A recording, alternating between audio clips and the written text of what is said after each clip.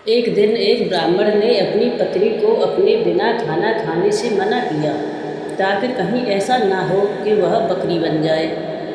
इसके जवाब में उसकी पत्नी ने भी उससे यही कहा कि वह भी उसके बिना खाना नहीं खाएगा, ताकि वह कहीं चीता न बन जाए। दोनों राजी हो गए। इस तरह काफ़ी दिन निकल गए और दोनों में से किसी ने अपना वायदा नहीं तोड़ा।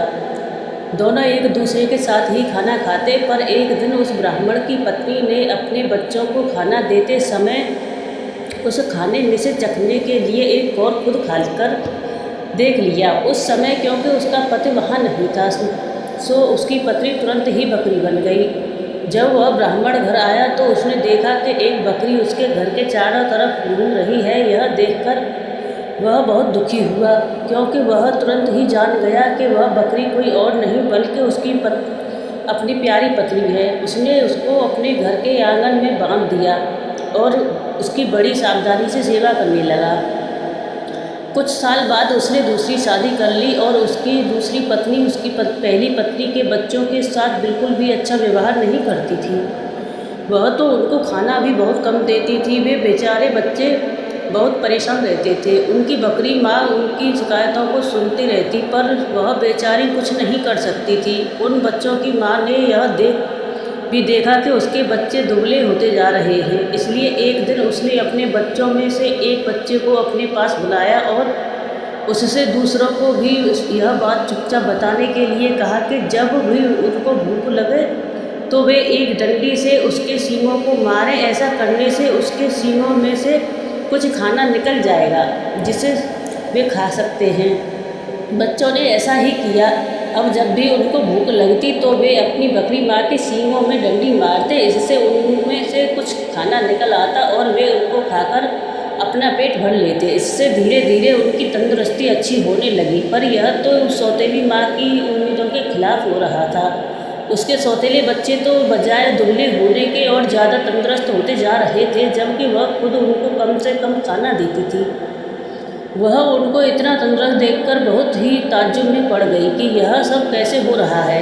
कुछ समय बाद उस ब्राह्मण की दूसरी पत्नी ने एक आँख की बेटी को जन्म दिया। वह अपनी उस कानी बेटी को बहुत प्यार करती थी और उसकी किसी भी ज़रूरत को तुरंत ही पूरा करने को तैयार रहती थी, जिसको वह समझती थी कि वह उसको चाहिए। कुछ दिनों बाद जब वह लड़की काफ़ी बड़ी हो गई, चलने फिरने लगी, बोलने चालने लगी, अच्छी तरह बात करने लगी, तो उसकी माँ उसको दूसरे बच्चों के साथ बाहर खेलने के लिए भेजने लगी। उसने उसको यह भी कहा कि वह अपने बड़े भाई बहनों पर निगाह रखे कि वह कब कैसे और खाते पीते हैं। लड़की ने कहा ठीक है। वह लड़की उनके साथ सारे दिन रही और उसने वह सब कुछ देखा जो उनके साथ हुआ। यह सुनकर बकरी उसके सौतेले बच्चों को खाना दे रही थी। उस दूसरी पत्नी बहुत गुस्सा हुई।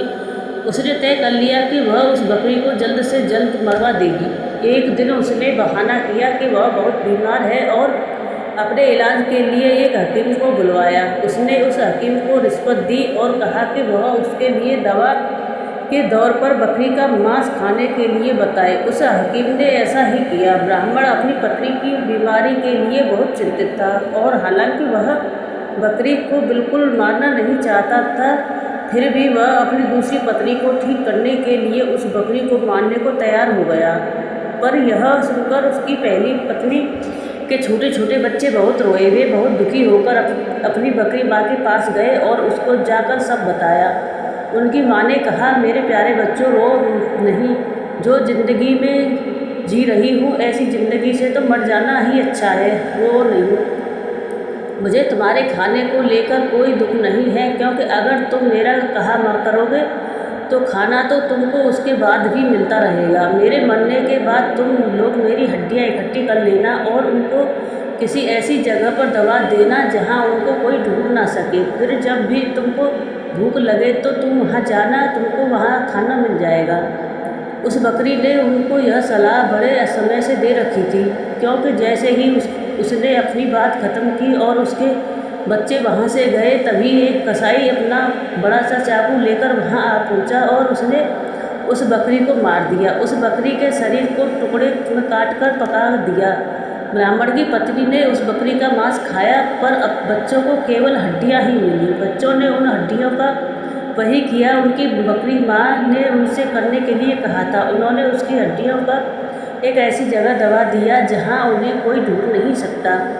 जब उनको खाने की ज़रूरत होती तो वो वहाँ जाते और उन हड्डियों से खाना मांग लेते और उनको खाना मिल जाता था। सो अब उनको फिर से खाना रोज़ और खूब मिल रहा था। अब वे भूखे नहीं रहते थे। उनकी तंदुरुस्ती फिर से ठीक होती जा रही थी। उस बकरी के मर जाने के कुछ समय बाद ब्राह्मण की पत्नी की बेटी पानी के नाले में अपना चेहरा धो रही थी कि उसकी नाक की लौ खुल गई और पानी में गिर गई। एक मछली पानी के साथ साथ उसको पी गई। अब हुआ यह कि एक मछुआरे ने वह मछली पकड़ ली और राजा के रसोइये में बेच दी। रसोइये ने जब उस मछली को पकाने के लिए काटा तो उसको यह देखकर बड़ा आश्चर्य हुआ कि उसके अंदर तो नाक की एक लौंग थी। वह उसको लेकर राजा के पास गया तो राजा को भी उसमें रुचि हो गई। राजा ने अपने राज्य में यह मुनादी पिटवा दी कि जिस किसी की यह नाक की लौंग हो गई है वह उसको राजा से आकर ले जाए। कुछ ही दिनों में उस लड़की का भाई राजा के पास आया और बोला कि वह नाक की लौंग उसकी बहन की है। उसकी यह नाक की लौंग उसका चेहरा धोते समय नाले में गिर पड़ी थी। राजा ने उस लड़की को बुलाया। वह लड़की सुंदरता और अच्छा व्यवहार देखकर इतना प्रभावित हुआ कि उसने उससे शादी कर ली और उसके परिवार की भी खूब सहायता की।